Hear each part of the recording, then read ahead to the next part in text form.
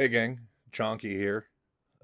First, let me apologize for the lack of content in the last 3 weeks. As some of you, if you're in the Discord, may have seen, I lost my voice for like 2.5 weeks, and so I couldn't record any voice lines or do any narrations. And then when my voice came back, I lost access to Adobe. But now that issue has been resolved, and we're here. And I apologize in advance for the water drops on my shirt. I was hydrating before this and made a mess. So in today's video, we're going to be covering chapters 11 and 12 of Liberty's Crusade. At the end of the last chapter, we had just rescued Duke from the NORAD 2, and he had agreed to join up with the Sons of Korhal, working directly under Minsk, much to the dismay of Kerrigan, Rayner, and Mike. So chapter 11 is called Chess, and I will go ahead and read you the Liberty Manifesto. I played chess with Arcturus Minsk. I lost regularly, by the way. Someday I'll probably be dragged before some high justice and told that this was a crime against the state, but I will have no defense, other than losing more times than I won. More often than not, Minsk would dangle some bait in front of me in a game, and I would snap at it, only to discover too late that I had been distracted from the trap he was setting. The entire human campaign against the Zerg was similar, consisting of a series of defeats, each one more galling than the last because each time we ignored what was really going on. Our first warning that the Zerg were planetside came usually too late, when the creep arrived at our doorsteps or the Protoss warped in with the Thunder God ships. We thought we could escape it. Some of us, including Minsk himself, thought we could control it. But we were all pawns in a greater game. No, not pawns. Dominoes. Dominoes. Each falling in turn, planet after planet, person after person, until we reached the biggest domino of them all, the one called Tarsonis. So at the start of this chapter, as we'll get to it in a sec, we find Mike and Minsk. They are hanging out, being chums, just shooting the shit, and they are playing chess, just as the name of the chapter implies. Our first words in the chapter are by Minsk talking to Mike, and he says, "The comparison has been made between war and chess." And as he's doing this, he, moves some pieces to threaten Mike, and Mike replies, "Well, you're very good at both." Something in this chapter that I noticed is at this point, Mike has had the veil pulled off of him as to the kind of monster that Minsk is going to end up becoming. And he begins to refer to Minsk in the text between the words, so like not to his face but in his mind. He begins to refer to Minsk as the terrorist. So he says, "You're very good at both." And then it says, "Actually, I find the comparison to be false," said the terrorist. And then he moves a piece. Checkmate, by the way. And then, Mike just kind of like looks at the board and then realizes he fell for another one of Minsk's tricks. And they're listening to some old classic tunes. And then they talk about where they're located. They're on the Hyperion. And they're in some small hidden hangar on Antiga Prime. Because remember, we had the revolution of Antiga Prime revolting against the Confederacy, and then shortly after, the NORAD 2 was shot down by Zerg, and then he was Duke was rescued on Antiga Prime, so they're still there. They're just waiting. And then Mike is talking about how Duke was off reorganizing some rebel troops into something more Confederate in nature, like he's trying to get them more organized and trained and ready up. And Rayner was trying to keep Duke in control to make sure that nothing bad happened, because you can't really trust Duke. And then he's like, and I have no idea where Kerrigan is, but that's normal for Kerrigan. And then Mike breaks his train of thought and says, "Chess is not like war? Once, perhaps, it was. On old Earth, back in the mists of time. Two equal opponents with equal forces on a level playing field. And that's not the case anymore?" "Hardly," said the terrorist, and then warming to his own discussion, because, he loves to just talk. "First, the opponents are hardly ever truly even. The Confederacy of Man had Apocalypse-class missiles, and my homeworld did not. The Confederacy played that card until Korhal 4 was a blackened glass sphere hanging in space. Hardly even. Similarly, our little rebellion seemed at first to be undermanned and underfunded, but with each new revolt, the Confederacy loses more of its will to fight. It is ancient and rotten, and all it needs is a good push to cave it in. You don't see that in chess. Second, is the idea of equal forces. I mentioned the missiles. So effective in my father's time, yet mere pinpricks in the light of the forces being wielded today. Forces continue to evolve. Nukes, telepaths, now Zerg being raised by the Confederacy. And then Mike interrupts. War is supposed to increase development. Yes, but most people use the guns and armor analogy. One side gets a better gun, the other side gets better armor, which inspires a still better gun, and so on and so forth. The truth is that a better gun inspires a chemical counterweapon, which then inspires a telepathic strike, which then brings about an artificial intelligence guiding the weapon. The pressure of war does bring about growth, but it is never the neat, linear growth that you learn about in the classroom, or read about in the papers. And then that little jest makes Minsk smile. That was hard to say. Third is the idea of a level playing field. The chessboard is limited to an 8x8 grid. There is nothing beyond this little universe. No ninth rank. No green pieces that suddenly sweep onto the board to attack both black and white. No pawns that suddenly become bishops. And then Mike again interjects, a pawn can become a queen, but only by advancing through all the spaces of its row, under fire the entire time. It doesn't suddenly blossom into a queen by its own volition.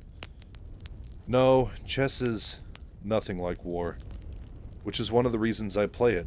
It's so much simpler than real life. And then, after he's done with this, Mike is just awestruck by Minsk's ability to warp reality around himself. It's always about the horrors of Korhal and everything that Minsk can do to save humanity. And as he's thinking this, he brings up a statement. You think that the Confederacy is going to be able to come up with a weapon against these latest attacks? Against the Protoss and the Zerg? And which Minsk replies, unlikely, though they are pulling out all the stops, doing what they do best right now. Propaganda and silencing those who speak out. Those are their best weapons, and they have never hesitated to use them before. But they're just throwing spitwads at a bull elephant that's bearing down on them. Hang on, I've got something here I wanted to show you. And then Minsk starts, pushing a bunch of buttons on a panel. And while he's doing this, Mike just kind of, ruminates for a second. He's like, I thought you once said that the Confederacy was breeding the Zerg. Doesn't that make the Zerg their weapons? And as Minsk is still, he's not looking at Mike, but as he's still pushing buttons, he's like, originally I thought so as well. And though I may be incorrect in the assumption, as far as our propaganda is concerned, that's our story, and we're sticking to it. Nothing undermines faith in the government more than realizing that they've been developing deadly alien menaces in their spare time. But the truth really is, says Mike, because he wants to know more, the truth is as malleable as ever. Yes, the Confederacy has been studying the Zerg for years, and the ones in the Sara system were deliberately brought there by Confederate agents. Yes, they were a big weapons test, but no, they didn't create the Zerg. No, they had a much worse plan in mind. It was on those discs that you and Raynor brought back from the Jacobs installation. Here we go. You'll appreciate this. So, before I continue, I am working on the Zerg prologue, which will come out hopefully in a week, half a week or so. And this is the first big contradiction that I've seen to prologue material. He says that Confederate agents brought the Zerg to the Sara system, and as you guys will find out if you watch the Zerg prologue, is the Zerg came to Terran space completely on their own. They were lured there because they felt the emanations of the Protoss, who they were hunting for a long time. And then as they started to get close to Protoss space, they discovered the Terrans. And There's another bit in here that I'll talk about when I get to it. But the Zerg wanted to test the Terran's ability to defend itself because it knew that the Terrans were a young species as opposed to the Zerg and the Protoss, and it could sense like a latent psionic potential in humanity. So it tested the waters. Like it only sent like its light forces out. It didn't send its full legions of the swarm. So that is false. This is false. The Zerg definitely came to the Sara system on their own. They sent in spores and began seeding the planets with, you know, drones, larvae, Zerglings, Hydralisks. They did that all on their own. But the Confederacy were studying them profusely the moment they could, because they did pick up on the Zerg strain the moment it like entered Terran space. And so while they didn't bring the Zerg to the Sara system, they did recognize they were on the planets and began studying them immediately. So anyway, Minx says, here we go, you'll appreciate this. And he's hitting more buttons, and then a spring, like a screen springs up, and it's a video monitor. And on the monitor, there's the familiar UNN logo, the Universe News Network that Mike works for. And it's obvious they're on Antiga Prime. And then there's like a person that kind of looks familiar. And all of a sudden he starts talking. And the person on the blurry video says, "This is Michael Liberty, reporting from Antiga Prime." And then this takes Mike back because that was his voice. And, you know, part of his transmission. But this was footage that he never recorded or saw. And so as the camera continues to pan, Mike is looking at it, and it does look like him, only it's like slightly off. You know, maybe something happened, or maybe it's a problem with the video. And while Mike is, you know, taking it all in, this version of himself starts talking and says, "This reporter has just escaped captivity at the hands of the infamous terrorist Arcturus Minsk. I was captured on Marsara by the rebels shortly before the reptilian Protoss destroyed the planet, and have only made it to safety now." And then Mike is like, "That's not me." And Minsk says, "I know. And the Protoss aren't reptiles, as far as we know, but keep watching." And then the video goes on.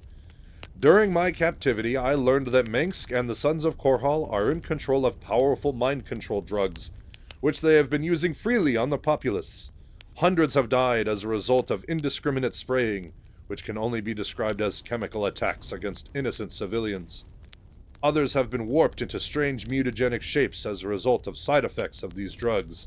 And this makes Minx just kind of, like, he chortles a little bit. And then it continues. "Minx sent a saboteur aboard the NORAD-2 and exposed the crew to a virulent toxin. The result was the recent crash of that ship. Agents of the Sons of Korhal captured those affected by the mind control drugs and left the rest to die at the hands of their Zerg allies." And then Mike is, you know, he's on the edge of his seat. "Zerg allies? Who's writing this crap?" And then Minx, you know, also enjoying it. "It is much of muchness, laying it on a bit thick and all." And the video goes on. "I believe that General Edmund Duke, scion of the Duke family of Tarsonis, has fallen prey to these mind-controlled devices, and now has been reduced to a mentally reprogrammed zombie in the service of the terrorists. In this way, Minsk and his inhuman allies hope to confuse the brave warriors of the Confederacy and cause them to lose faith in their leaders." And Mike, recognizing that line, he said, "Brave warriors of the..." What? I used that line in a filler piece I did on the NORAD too. And the bit about virulent toxins, that rings another bell. Which Minx brings up, "Yes, groundwater pollutions outside of a middle school. It was one of your better early pieces, if I remember right." And then the video goes on. "Only by eternal vigilance can we root out such terrorists," says Minsk and his mind-controlled minions. "As I speak, a massive Confederate blockade is surrounding Antiga Prime, and the terrorists should be destroyed within a few days. This is Michael Daniel Liberty for UNN." And then they cut the transmission. And then Mike just like jumps up. He's like, "Can you believe that? That wasn't me." And then Minx says, "Well, I hope not. You seem like such a rational and truthful reporter most of the time." And Mike is still confused. He's like, what did they do? You've never been edited before? Well, of course. I mean, for time, or if the facts couldn't be confirmed, or the legal department had a problem, or a sponsor raised a stink. I mean, I've had things cut before, and sometimes they've slid in images that took the tone of the story in a different route. But this is, it's a lie? It's a fabrication. Indeed. Clipped together from bits of previous reporting, using another actor as a stand-in, a shuffling of pixels.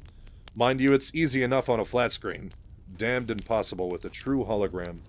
That's why I prefer the latter, you know.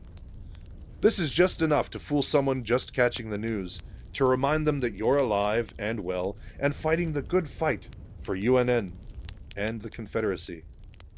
But my reports, grist that they took apart and reassembled as they saw fit. And then Mike kind of just like falls back and thinks, oh, I'm gonna kill Handy Anderson, the sex move. Your Anderson may already be dead, I'm afraid, if he's as devoted a reporter as you. And then Mike just kind of like, he snorts.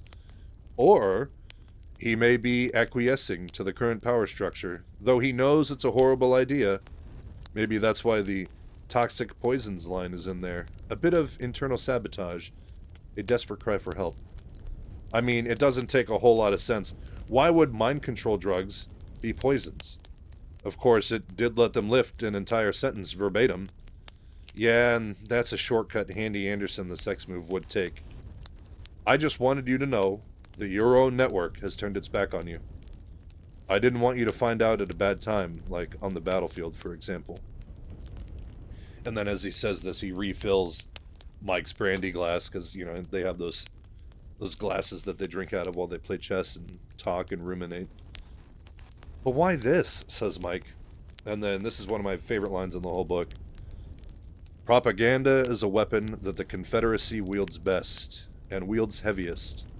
It is their hammer. And when all you have is a hammer, everything else looks like a nail.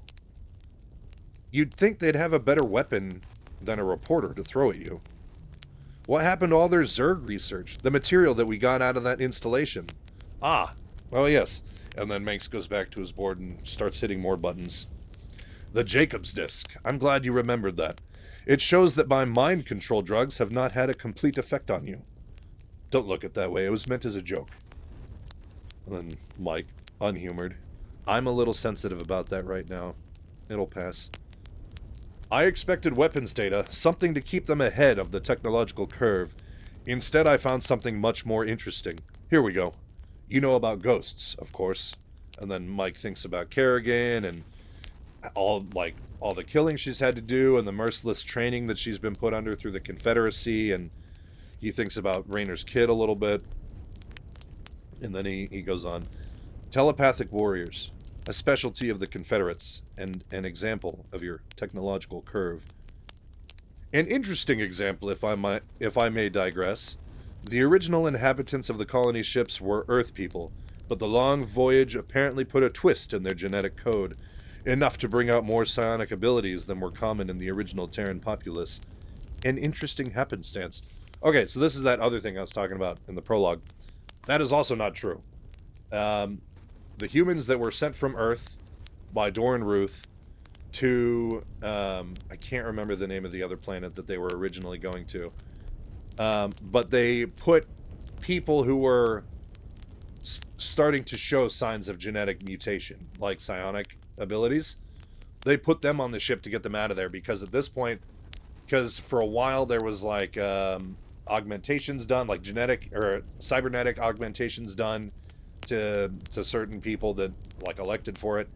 Then after that period of time, humanity sort of like came together and they were like, no, this isn't right, and they like got all these people out. And so it's not that humanity was altered when they were sent to the Caprulu sector, but it's that they were sent there because they were showing signs of being altered.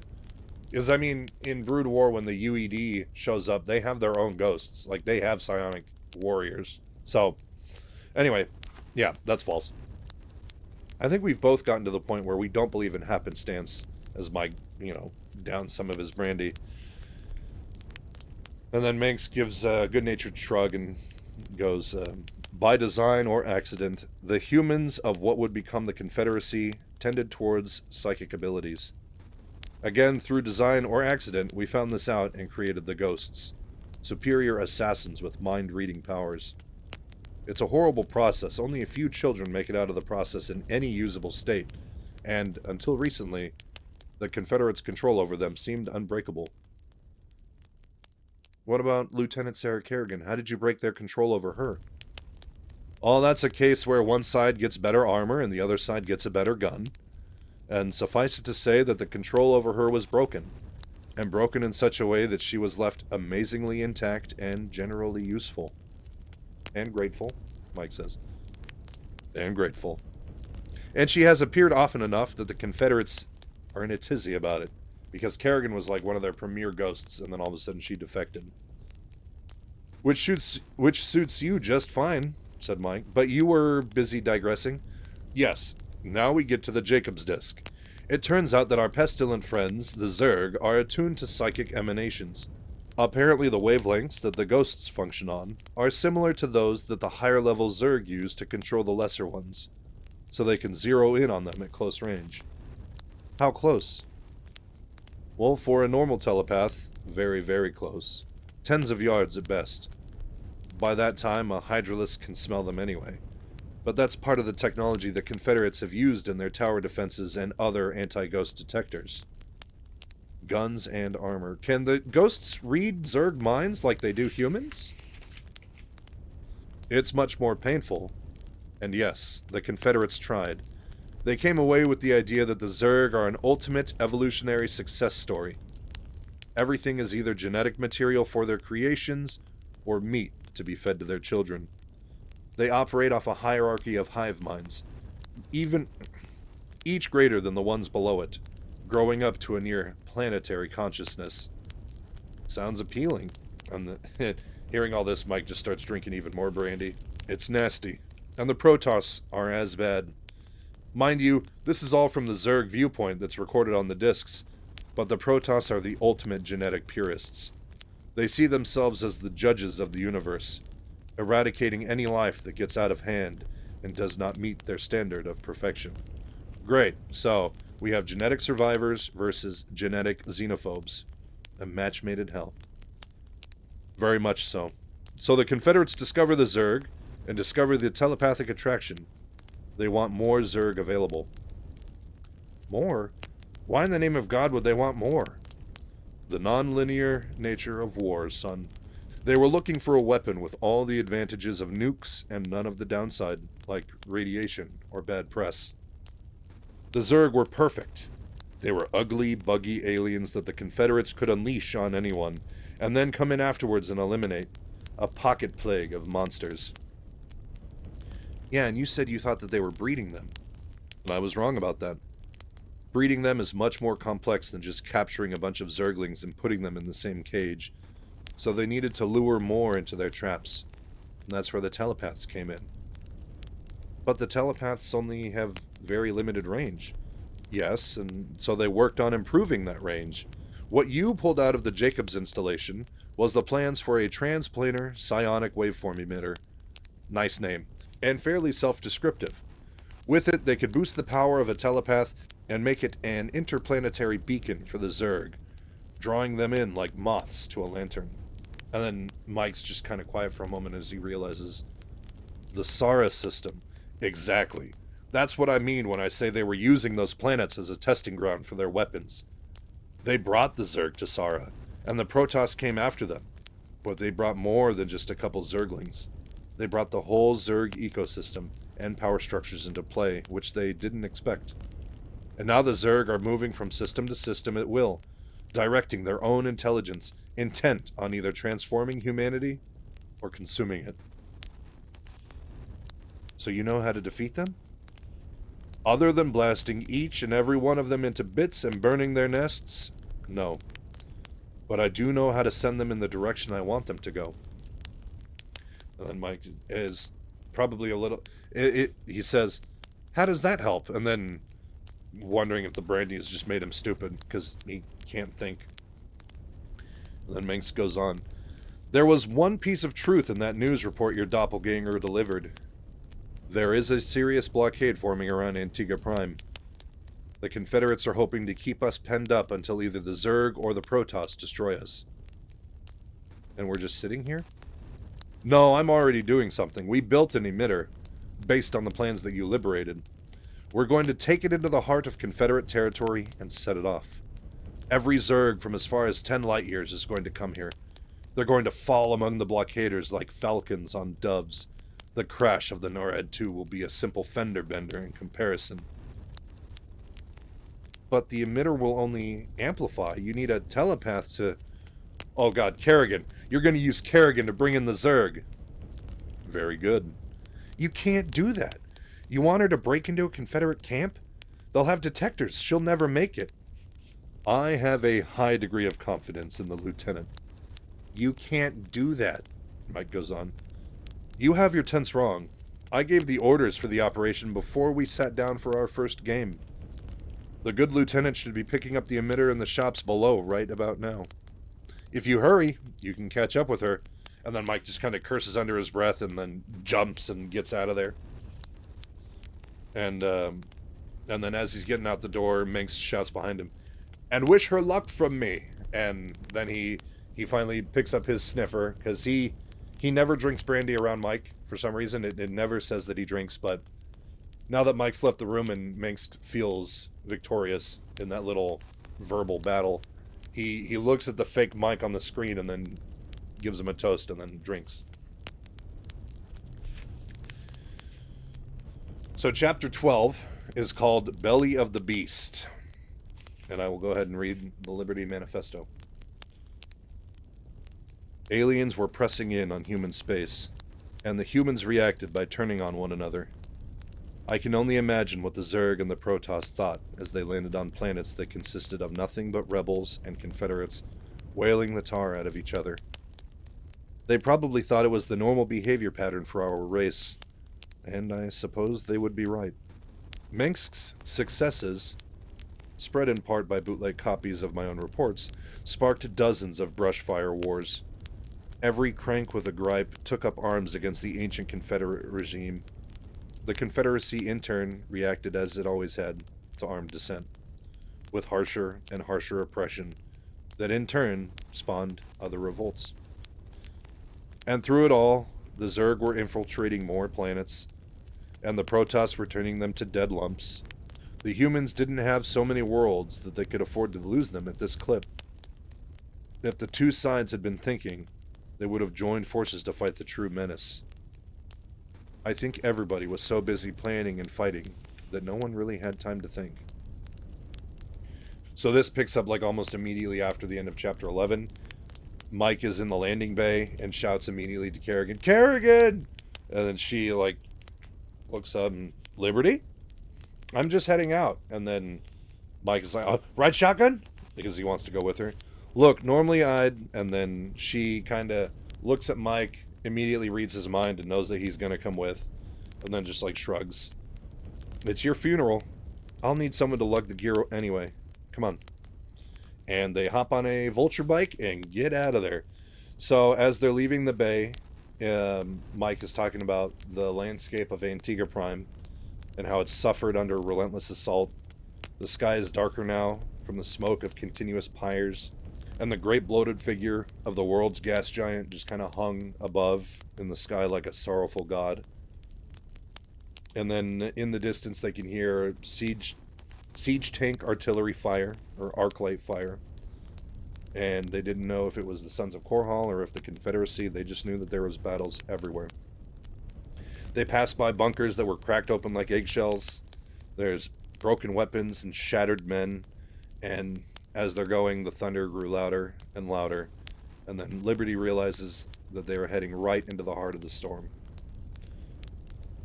And then Kerrigan breaks the silence. "We've got siege tanks and Goliaths. They're trying to punch a hole in their lines. We slipped through and into Confederate territory. Regret coming now?" Maybe a little. Mike knew that, no matter what he says, Kerrigan will read his mind before he says it. So Minsk gave you the whole song and dance, and then as Mike frowned, then she continues and got you to come along. Check my mental replay again, Lieutenant. Minsk never asked me to go. He doesn't have to. He knows the buttons to press on people. Probably he felt that if he ordered you to come help, you'd probably just dump him then and there. Well, he's probably right. He usually is. That's why it's probably a good idea you're along. And then as they're driving, because, you know, they're just making small talk, the boulders in front of them just explode. And Kerrigan, being surprised, says, that shouldn't happen. Our siege tanks know we're coming this way. Did Duke screw up his artillery spotting on purpose, or... And then as she's, like, talking out loud, Mike hears, like, the whistling of more incoming fire and just starts shouting, it's them! It's their tanks! They've broken through our lines! And then immediately when, as he's saying this, Kerrigan, like, veers the Vulture to the side to take him out of the way because they can see Confederate forces coming. It's, like, bumpy and jostling him around. Mike's trying to say, it's a bit, and then she says, sorry for the rough ride. Just hang on. And then Mike thinks, you know, to himself, next time, just let me finish my damn sentence. And then as he's thinking this, Kerrigan just kind of shrugs. Because, you know, he's hanging out behind her. As they keep going, Mike comments how they must have a spotter. Because all the enemy fire is tracking them mercilessly. And as they go into a canyon, Kerrigan tries to lose them. But there's a wraith there are a couple of wraiths that come in overhead and start firing their burst lasers. And they're like herding them down this canyon. And Kerrigan even says they're herding us, but to where? And as they continue on, Mike notices that the ground starts changing, and then he gets terrified. It's creep! They're herding us into Zerg territory! And then the moment this happens, Kerrigan tries to brake on the Vulture, but the transducer coils aren't able to get traction on the Zerg creep, so they just kind of like fishtail and then crash. And then as they crash, the ground opens up beneath them, and they tumble into darkness. And then, you know, sometime later, Mike, you know, wakes up a little bit and hears Kerrigan's voice, and she calls out, Liberty! And then he just goes, says, Erg, was the best Mike could reply. And he knew that she could read his mind, so just make a sound. She'll know he's okay. Is the psi emitter all right? Oh yeah, I cushioned its fall with my body. And as like he gets up, he notices that all around they're surrounded by creep. And there's like a jagged hole in the ceiling from where they fell through. But as he's looking up, he can see the creep like restitching itself closed. Because it's, you know, it's healing, it's a thick web. Mike spits out blood, but then he's like, oh, I just bit the inside of my cheek. I'm not actually, like, injured or anything. That's good. They get their stuff that was salvageable, and as they're heading out, Mike is like, I feel okay. I just know that I'll have bruises tomorrow. And then he thinks, if I'm lucky. And then Kerrigan interjects, you mean if we're both lucky. And she was already, like, heading out of the chamber. She had her canister rifle ready. And then since Mike can't read her mind, he asks her, he said, are you all right? And she says, not bad. I landed on my pride, which is, I'm afraid, a lost cause. Had to shoot it, put it out of its misery. We're patsies. Fools, mooks, rubes. And then Mike interjects, no one expected the Confederates to use the terrain and situation to their advantage? Exactly, which is why we're patsies. They came out to meet our attack and then flushed us into the one place we don't want to be. You know, this would be easier if you let me finish your sentences? Sorry. Nervous habit right now. You're practically broadcasting your fear, and that's irritating me.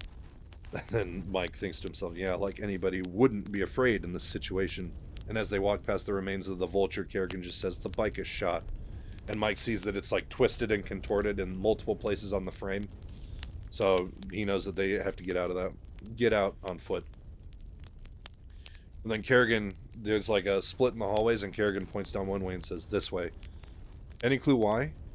No, but something large and foul thinking is in the other direction. You get to carry the emitter. And so Mike, you know, rehoisters the emitter and follows after her. And then after a few minutes, Kerrigan just says out loud, it's a feedback loop. Stop doing that. But it is. Your fear is sent to me, and I'm in turn taking it out on you, which increases your anger. And then she pauses for a moment, ruminating over the situation they're in. Something's real strange here, and wrong. I can handle this kind of thing normally, most of the time. And then Mike thinks about how the Zergs are connected to telepaths, and then immediately knows that Kerrigan read his thoughts. Yeah, I know. Raynor already gave me a brief about it at the briefing with Arcturus. Thank you very much. It does explain the Confederacy's interest in telepaths, and also there have been a lot of MIAs among the Confederate telepaths. Even outside the ghost units, I hear things. You think the Zerg are collecting their own telepath subjects? And for the first time in a while, Kerrigan actually let him finish his sentence. Uh-huh. Oh, hang on. Something's up ahead. They come into a chamber, and there is something hanging across the passageway like a great spider. Kerrigan shines her light on it, and it says that there is a great eye, human in appearance, and its pupil contracting under the harshness of the wrist light. And what I think this is, because this isn't like an actual Zerg unit, in the Zerg campaign, at least in Starcraft 1 and Brood War, whenever the Overmind is talking, he takes on the appearance of a large eye. And we know that that is not what the Overmind looks like. We know it's a giant monolithic beast with like big like flesh spires and stuff that come off of it. But also in the same vein as like when the Terran campaign is going on and you see the adjutant, like the mechanical like AI figure that controls your structures and whatnot. I think this is more of a representation of that. Like this giant eye isn't the Overmind, but it's more of the just like they call it a detector or like an observer, sorry, a sentry. And I think that's exactly what it is. Like it's just kind of like just watching, you know, and then if it sees anything it would relay the information. Anyway, they see the great eye, and Kerrigan blows it up. She shoots it, it screeches, and it shatters like glass, and it blew apart, and muscular strands of its web peeled back toward the wall like broken rubber bands. Mike starts to panic a little bit, and Kerrigan says that it was just a sentry thing, and as Mike is feeling fear rise up, he remembers what Kerrigan said about that feedback loop, and he calms himself down. He centers himself. As they continue down the hallway, he asks, "What does it feel like?" "What?" "You said it felt strange down here." "Strange?" And then Kerrigan's quiet for a moment. Mike can tell that she's trying to like find the right words to describe it to him. "It's tough to describe to a hardshell, sorry, a non-telepath. It's like you're in a hotel hallway, and there's a party in one of the rooms. As you pass it, you hear that there's a party, but it's not yours. You don't make out anything distinct, but there's a babble of voices. That's what it feels like." "Maybe like a psionic power on a different channel?" "Maybe, but it's larger. Like standing on a street outside a theater when there's a concert. You hear something organized, but all you make out is blather. It's maddening." "Oh my god, Mike, come here!" And then they get to another big chamber, only this one is large, and it is completely 100% covered in creep. And as they're looking around, they see a lot of centipede-like creatures moving along what looks to be a field of toadstools, as Mike describes it. And then Mike realizes that they're the larvae. He calls them maggots here, but he says, "Maggots? Is this like a garbage dump for Zerg? What are they eating?" And then Kerrigan says, "They're not eating. They're nursemaids. They're tending the eggs." And then Mike realizes that they weren't toadstools. In fact, it's a giant pod of Zerg eggs. And then as they're looking at it, he sees that some of the larvae are building like a mound. And then one of the larvae goes on top, curls into a ball, and then turns into an egg. Like it cocoons immediately. And then Mike realizes all of a sudden, like it all hits him like a big wave. He says, "Oh, larvae! They're the basic building units of the Zerg. Larvae to eggs to monsters. That's why the Confederates never got anywhere breeding the suckers, despite what Mink said. The Zerglings and Hydralisks can't breed. They all come from the same genetic stock, served up to order from some higher power." And then as he's like, yes, I am a detective now." As he's saying this, the egg closest to them has a Hydralisk face, and it like sees Mike and starts like inside the egg. And so he kind of is like, like he starts to panic. And then Kerrigan like motions him, says, "Head towards the fresh air. I'll be along in a moment." And as Mike makes for the entrance, he comments that his legs just feel so heavy with fear and terror. And he has the psi emitter. And as he's walking, he hears the hammering chatter of the rifle's sharp-tipped bullets strafing the egg chamber. So Kerrigan is just, just putting all the eggs down immediately, like she's killing all the Zerg in this room. Otherwise, they're going to be swarmed. As Mike is continuing towards the exit, he's like 10 yards, 5 yards, 2. Oh, I want to get out of here. And as he gets to the surface, he comes face to face with his own reflection in the mirrored surface of a Confederate Marine's combat visor. Because remember, their helmets do the retracting thing. And as he's like looking at this Marine, the Marine's visor actually opens up, and it's revealed to be like, it's a half-rotten face, and there's like blood and pus, and it's not human anymore. And then Mike realizes that this is in fact a infested Marine, and the Marine like lumbers towards Mike a little bit and brings up his Gauss rifle, because he does still have his firearm, and he goes to shoot at Mike, and right as he's about to shoot at Mike, Mike hears the cocking of the canister rifle from Kerrigan, and he hits the deck as the Marine starts to shoot wildly, and then Kerrigan puts him down. Just a lot of bullets into him. Right before he falls to the ground, he does a bit of a description of the infested Marine. He says that half of its skull had been eaten away to a yellow-stained appearance, and there was a thick grayish ooze coming from one of the useless empty eyes. The other half of the head was like a greenish shade of rot, and it was studded with rock-like extrusions that broke the skin like short daggers. And the only good eye on the creature was weeping blood. And while the creature may not have been human, it definitely reacted to the bullets like one. And then Kerrigan runs up to him and says, "Are you okay?" Mike is just completely dazed. He had never seen an infested Terran before. And she's, "What was that?" Kerrigan goes on, "The Zerg are master biologists. That's probably what they want to do with humanity. Turn it into another experiment. Another servant race." And then Mike kind of tries to collect himself, remembering the feedback loop. "It doesn't look like a successful experiment." And then Kerrigan, obviously being exhausted, but still trying to make light of the situation. "Maybe if they had better material to work with. Are you volunteering? I'm sure they could use a good reporter." And then Mike, it's like kind of weirded out by her aloofness. He says, "Break the feedback loop. Break it. Foxhole jokes, gallows humor in the face of the obscenity of war." And then Kerrigan, who is either ignoring Mike or not showing that she's reading his mind, just says, "Hey, do you feel like running for a while?" "How far?" "As far as we can. You start and I'll follow." And then he grabs the emitter again and they just take off. They run for a while. It doesn't say exactly how far. And as they're moving, they see like Zerg units everywhere, because they're still in Zerg territory, which will eventually end because they're trying to get to a Confederate base that the Sons of Korhal are fighting. But as Mike's looking around at all the aerial Zerg, he says, "They're winning. The Zerg, they're getting more powerful every damn planet they take over." And then Kerrigan said, "Try not to think about it. I just sent out a short pulse message. If Arcturus is listening, at least he'll know we're alive." And then right after this, actually, they sort of get out of the Zerg area, and traveling was much easier. They could still see flashes on the horizon of, artillery fire and explosions. And then Mike brings back a topic from earlier. "You say you heard about other ghosts going MIA? You hear from them?" And then Kerrigan gets like a look of unease on her face and then shook her head.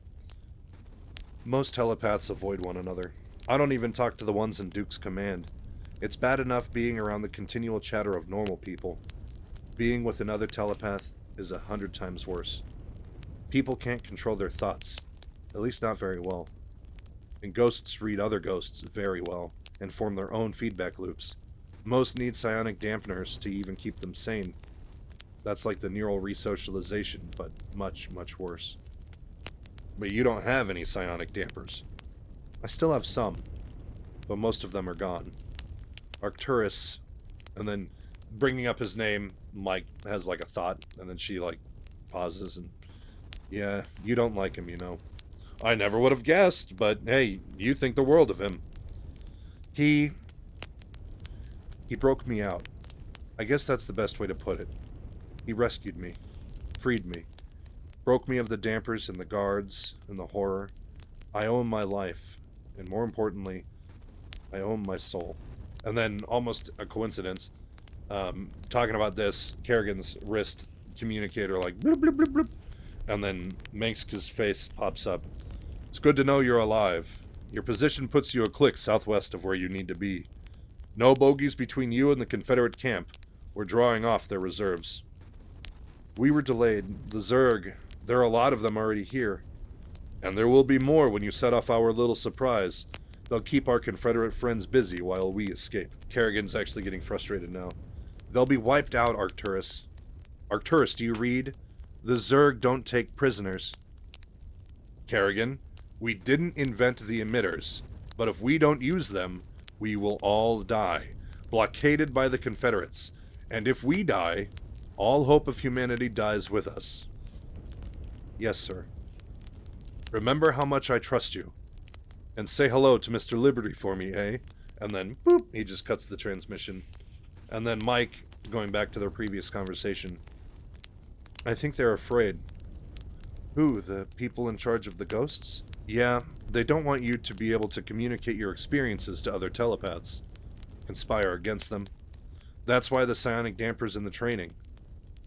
And then Kerrigan shrugged. Yeah, that's likely. I think it's also to keep their investments in one piece. The casualty rate is incredibly high among ghosts. I thought you'd be all lionized after all that investment, like Wraith pilots or destroyer captains. And then Kerrigan just like, it says she lets out a horrible laugh, so I can only imagine what that sounds like. Lionized? God, even the child molesters they put in the Marines get better treatment than we do. The criminals in the Marines are just medicated and indoctrinated to follow their leaders. We are given the living nightmare of pushing against our restraints constantly, knowing that if we break them, we'll spin out into insanity, because we can't keep others' minds out of our own. Easy, Lieutenant. I didn't mean... Of course you didn't mean anything. That's what drives us crazy. Your words mean one thing, but your mind's broadcasting something completely different. Raynor's all gung-ho, but I can feel his unease, his disgust, and I know he's watching, even when my back's turned. It's knowing what's on the tip of everyone's mind without being able to respond. I'm sorry, Kerrigan. I know.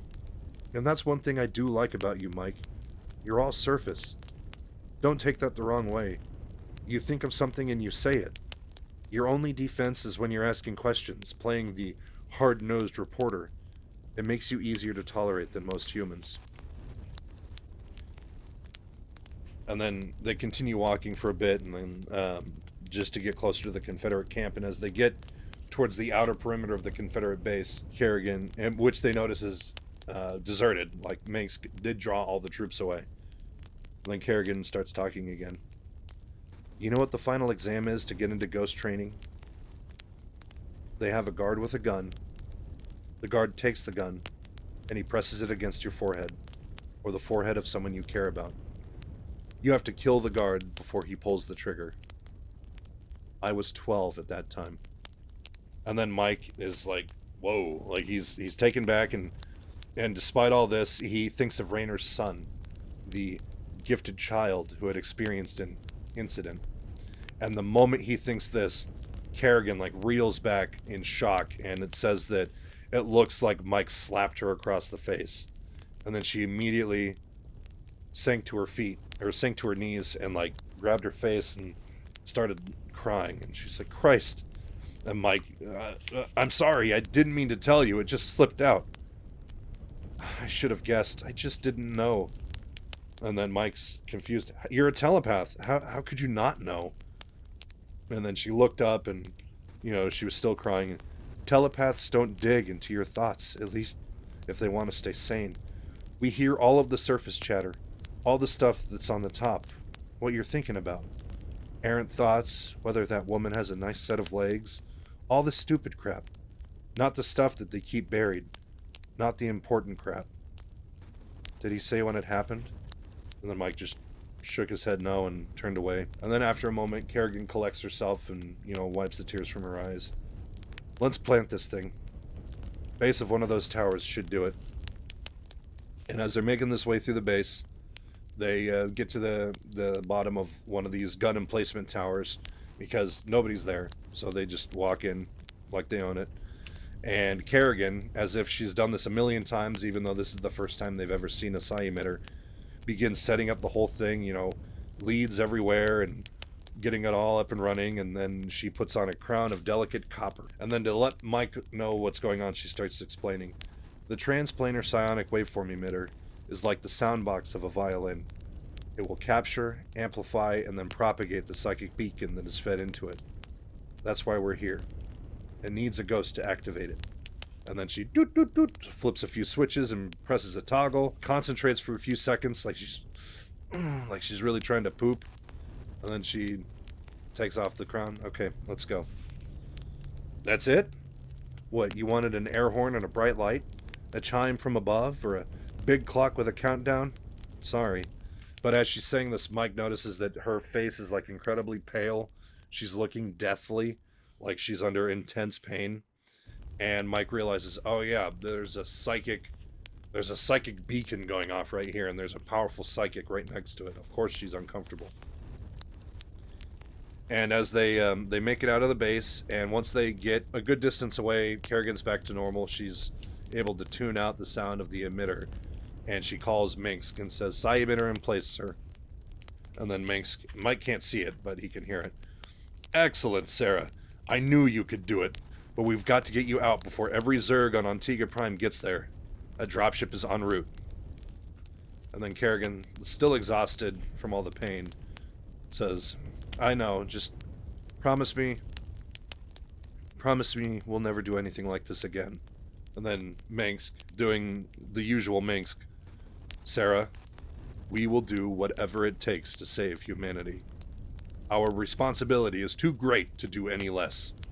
So this is like the end of mission 7, I think is the mission, where I think it's called the Trump card. That's the one where you have to infiltrate the base and plant the psi emitter with Kerrigan. And then once he says this line, he cuts the transmission, and then Mike just imagines, you know, he's the great wise leader on the far side of the electric channel, directing the war from the safety of his brandy and chess games. "Why do you trust him? Why do you follow Minsk?" And then she just kind of like does like an exhausted, weary smile. "He saved my soul. And you've been killing for him ever since. Don't the scales ever balance? Aren't you due your own freedom?" "It's complex. Minsk is a lot like you." Okay, I'm sorry. He's actually the complete opposite.